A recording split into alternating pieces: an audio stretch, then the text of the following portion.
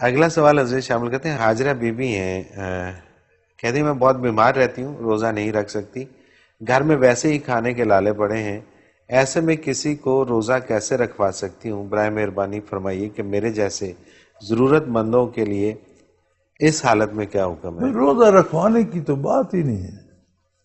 ٹھیک ہے، یہ تو پہلے بھی گزر چکا. جی ہاں، یہ روزہ پہلے بھی رکھوانے گزر کی چکا ہے. کون سی، یہ تو کل لوگ اور ٹھیکے پہ اپنی نمازیں حیثیت کے پڑھوانے مطابق. لگ جائیں. بالکل ٹھیک نہیں ہے. نہیں، یہ نہیں. آپ کو فدیہ دینا ہے بی بی. آپ بھوکی ہیں تو جو جو کی روٹی آپ کھاتی ہیں وہی فدیہ آپ پر. ٹھیک ہے. اچھا، یہ بھی ایک نا عجیب سی بات ہے کہ لوگ یہ سمجھتے ہیں، اس کو تھوڑا کلیئر کر دیجئے گا. لوگ یہ سمجھتے ہیں کہ ہم جو یہ فدیہ دے رہے ہیں، مطلب جتنا ہم روزہ رکھنے میں اور روزہ کھولنے میں جو ہمارا خرچہ آتا ہے، اس سے ہم دوسرے کو روزہ رکھوائیں گے اور کھلوائیں گے تو ہمیں فائدہ نہ ہوگا. نہ نہ، اور وہ یہ بھی سمجھتے ہیں کہ اگر ہم نے یہ دے دیا اور اس نے روزہ نہیں رکھا تو ہمیں گناہ ہوگا. ہرگز نہیں. ٹھیک ہے. آپ نے فدیہ دینا ہے، ہر بندے نے دوران سال اس کا جو دن کا خرچ ہے، ٹھیک ہے. جتنا وہ کھاتا پہ، ہر بندے کا سٹیٹس اپنا ہے.